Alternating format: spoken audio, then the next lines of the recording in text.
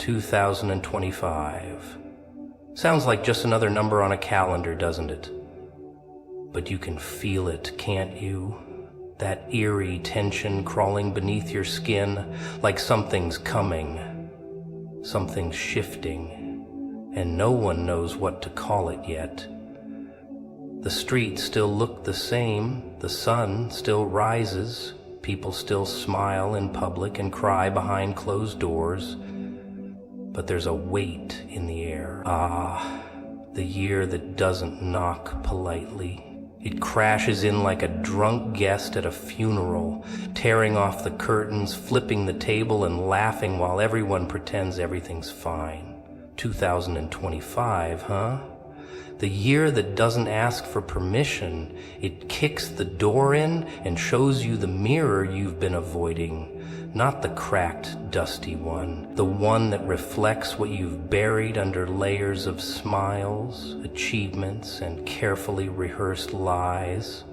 See, this year doesn't care about your resolutions or your fancy little journals filled with hopeful goals.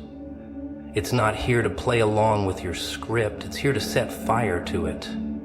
Because illusions, oh, those beautiful lies we tell ourselves, are comfortable. They keep you warm, safe, delusional. But 2025, it's the arsonist of illusions. It burns every pretty excuse you've ever used to hide from your truth. That job you hate but pretend you love, poof. That relationship you cling to because you're scared of being alone, cracks. That fake identity you built so others wouldn't see how scared you are, shattered. And what's left when the smoke clears? You. Just you. Without the titles, without the distractions, without the carefully curated version of yourself that got all the likes but none of the love. The truth doesn't need approval. It doesn't need applause. It just sits there, uncomfortable, unfiltered, and uninvited. But oh, how necessary. Because how long were you planning to live a life that wasn't yours? How long were you going to dance to a song you didn't even like, just to please an audience that doesn't even know your real name? This year, it's not just about losing things. It's about discovering what you were never meant to carry in the first place. You thought some things were blessings. Turns out they were chains with golden polish. You thought some people were soulmates. Turns out they were distractions sent to delay your purpose. Funny how clarity often comes after chaos. Funny how pain has a way of pointing straight at what you tried so hard to ignore. You want to know what makes 2025 the worst for many? It's not the storms. It's what the storms reveal. It's how every plan built on shallow foundations will sink. It's how comfort will become poison. The things that used to soothe you, your addictions, your routines, your safe little escapes, will start to taste bitter. You'll try to run back to the old things, but they won't work anymore. Because when truth hits, it doesn't let you pretend again. Not this time, not in this year. You'll see things you never saw before. People will speak the same words, but now you'll hear their emptiness.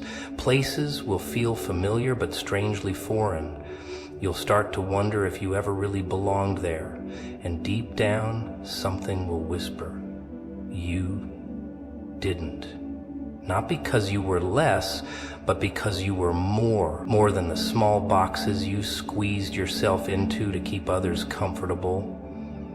This is the year that forces you to sit with yourself. Not the performance version, not the social media avatar, just the raw, bruised, unfinished self. And you'll either run from it or embrace it. You'll either fight to go back to who you were or surrender to who you're becoming. Most won't choose the latter. Because becoming requires breaking. Becoming requires silence, solitude, surrender. And that's terrifying for people who've spent their whole lives being loud, busy, distracted. But the worst year isn't the one that breaks you, it's the one that tries to rebuild you the wrong way.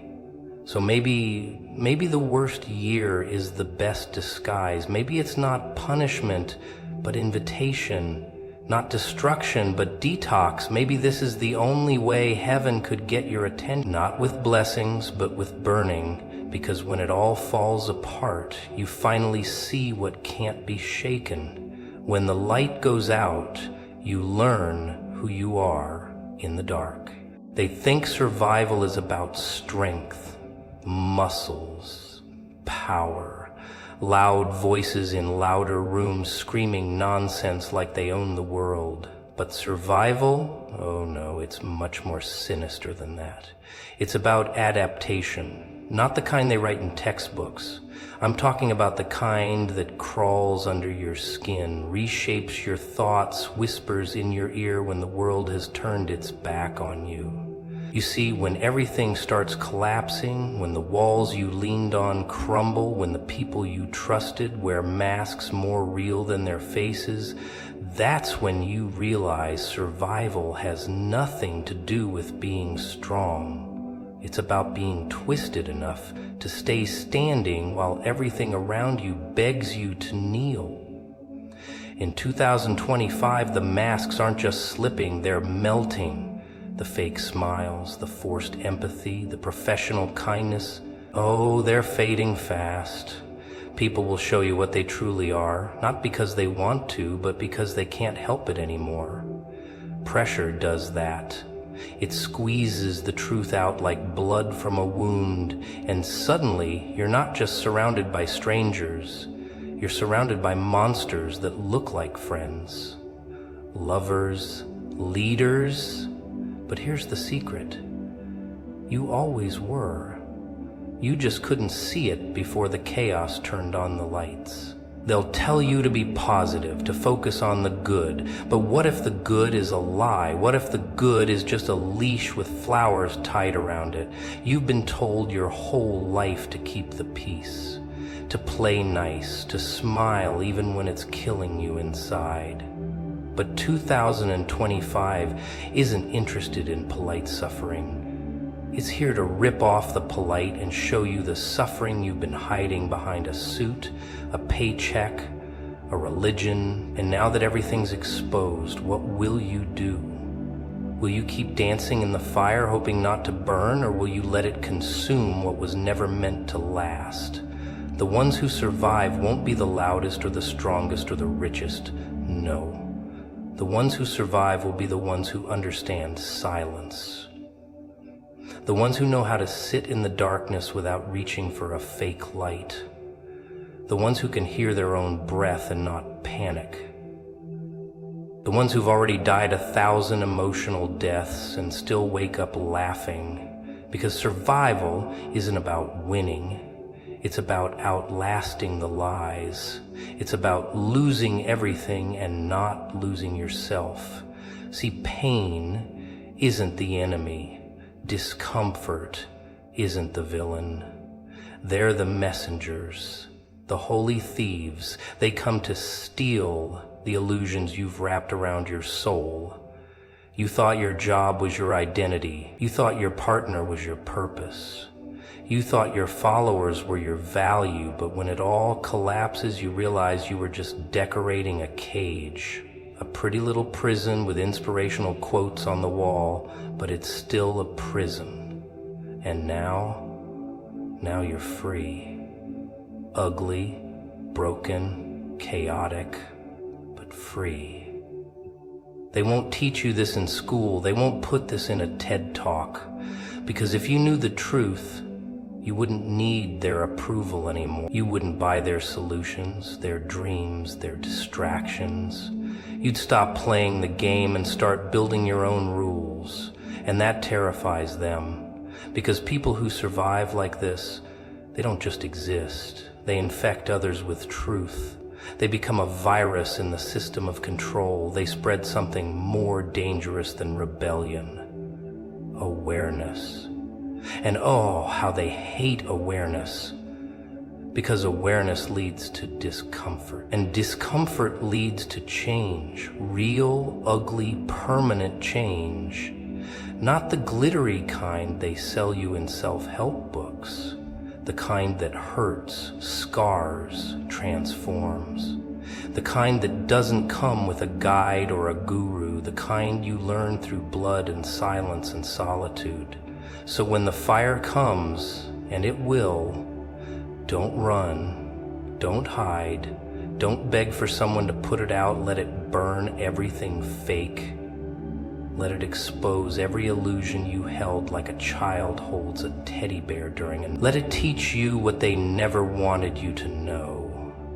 That survival isn't about escaping the storm. It's about becoming the one who walks through it smiling while others scream for shelter. Because once you've survived yourself, nothing else can really kill you anymore. They think losing everything is a curse, a punishment, a cruel joke from the universe, handed down to the unfortunate ones who just couldn't keep up. But what if I told you losing everything is the only way to find out who you really are? What if the downfall wasn't the end, but the grandest beginning of all? Because nothing strips a soul quite like rock bottom. Nothing peels the layers faster than watching your world collapse in slow motion while the crowd you once entertained slowly backs away, pretending they never knew your name. That's where the real party starts. That's where you meet the real you. Oh, the illusion of control. It's a beautiful little lie, isn't it? They sell it to you early. Get the job, keep the routine, marry the right person. Smile when you're dying inside. Keep pretending the pieces are together when they've already shattered, but then comes the twist. The job vanishes, the routine becomes a prison, the person you trusted turns into a stranger, and suddenly, you're not the architect of your life anymore. You're a casualty in your own story. But what a delicious revelation that is. Because once the illusion is gone, all that's left is truth. Ugly, raw, undeniable. They'll call it a breakdown. They'll diagnose you with fancy terms to explain the screams in your head, the emptiness in your chest, the silence in your soul. But it's not a breakdown, no. It's a rebirth. A slow, painful, chaotic rebirth. It's you being ripped away from everything fake so you can finally stare at the mirror and see something real staring back. You don't need therapy. You need destruction. You need chaos to tear down the lies you built like bricks around your heart. Because you weren't living, you were acting. And the show is over now. People fear emptiness. They panic when there's no noise, no distractions, no hands clapping for their efforts, but emptiness. Emptiness is where the transformation begins. In the silence of a ruined life, the whispers of your true purpose finally get loud enough to be heard. When nobody's watching, you finally stop performing.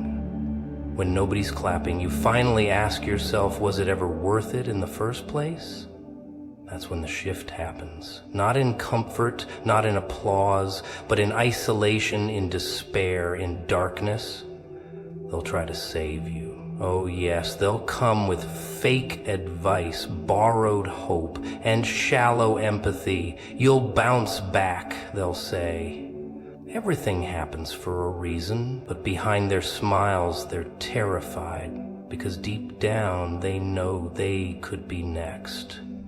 And if you survive this, if you rise from the ashes they watched you burn in, then their little games of control, validation, and image crumble too, because nothing is more dangerous than a person who lost everything and found peace in the wreckage. That's not healing, that's transformation. that's untouchable. You see, when you lose everything, you lose fear. When you lose everything, you stop pretending. You stop trying to please ghosts, impress cowards, or chase approval from empty eyes. You stop negotiating with demons dressed as friends. You stop begging for love that comes with chains.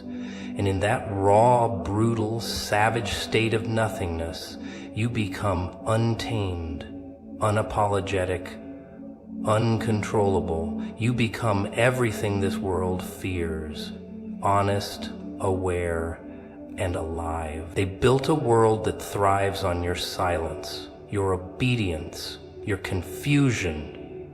But you can't be controlled if you've already burned your mask.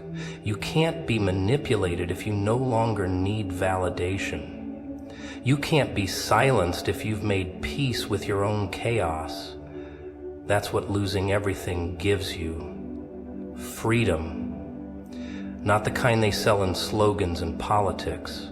The kind that lives in your bones when there's nothing left to lose. You don't need more things. You don't need more people. You don't need more distractions. You need a storm, a collapse, a complete demolition of everything you thought made you safe. Because only then do you realize safety is the real prison. Comfort is the real cage. And when that cage breaks, when the ashes settle, when the silence becomes your symphony, that's when you rise. Not to reclaim what you lost, but to become what you were never allowed to be in the first place. Now here's the fun part, the silence. Not the kind you hear when everyone leaves the room, not the awkward pause in a conversation. No, I'm talking about the silence that lives in your soul. The kind that creeps in when the lights go off, the crowd disappears, and all you're left with is you. You ever notice how loud people become when they're terrified of that silence? They'll fill it with noise, with nonsense, with constant distractions. Scroll, swipe, talk, laugh, post, drink, shout, repeat. But the truth hides in silence. And nobody wants to hear the truth because the truth is ugly, isn't it? You see, silence isn't empty. It's full. Full of the voices you've buried, full of questions you've been too afraid to ask, full of memories you tried to erase and feelings you've shoved under the rug. But God, He speaks in whispers, not in thunder, not in fireworks, not in your scheduled prayers or rehearsed gratitude posts. He speaks in silence, in stillness, in that haunting, uncomfortable space you keep running from. And maybe, just maybe, that's why He wants you to shut your mouth for a while. People think miracles come wrapped in explosions. They think transformation means noise, spectacle, grand gestures. But what if the real miracle is hidden in that uncomfortable pause between breaths? What if God doesn't want your performance, your noise, your chaos? What if He's waiting for you to be silent long enough to actually hear Him? Not your version of Him. Not your made-up theology with glitter and filters, but Him. The raw, wild, untamed voice of truth that can only be heard when you finally stop talking. But silence is scary, isn't it? Because when you're silent, the mask starts slipping, the smile starts twitching, the lies start leaking, and suddenly, you're not who you thought you were. You start realizing your prayers were more about control than surrender. You weren't talking to God, you were bargaining, making deals with heaven, as if the Creator was some cosmic vending machine. But when you shut up long enough, you realize He doesn't need your deals. He needs your silence, your surrender, your raw, broken honesty. And that terrifies people. You can fake a prayer, you can fake a sermon, you can fake love, but you can't fake silence. Silence exposes you. It rips off the glitter. It leaves you naked. It forces you to face the void you've been pretending doesn't exist. That's where God waits. Not in your noise, not in your hustle, not in your frantic faith, but in the still, eerie, echoing silence of a soul finally done performing. That's why most people never hear him, because they're too busy being spiritual on the surface while drowning in chaos underneath, too busy reciting verses like spells, hoping to manipulate God. You can't manipulate God. You can't impress him with your noise. You want real power? Real connection? Shut up, sit still, bleed in silence. That's where he meets you, not in your strength, but in your surrender, not in your sermons, but in your silence, not in your noise, but in your nothingness. They'll call you crazy for being silent. They'll mock you, provoke you, try to pull you back into the circus of chaos. But that's the price of real power, being misunderstood, being alone in the quiet while the world screams for attention. But oh, the power that rises from that stillness. It's terrifying because once you hear him in silence, you can't unhear it. Once you feel him in the stillness, you stop chasing shadows. You stop needing validation. You stop begging for answers. Because you realize the answer was always there, buried under your noise. And isn't that the real tragedy, that we spend so much time running from the very silence that was meant to heal us, that we fill our lives with sound, hoping to drown out the whisper of truth? But God, he doesn't shout over your chaos. He waits for you to shut it off. He waits for the noise to die. He waits for your voice to crack, your performance to crumble, your mask to fall. Only then can you hear him.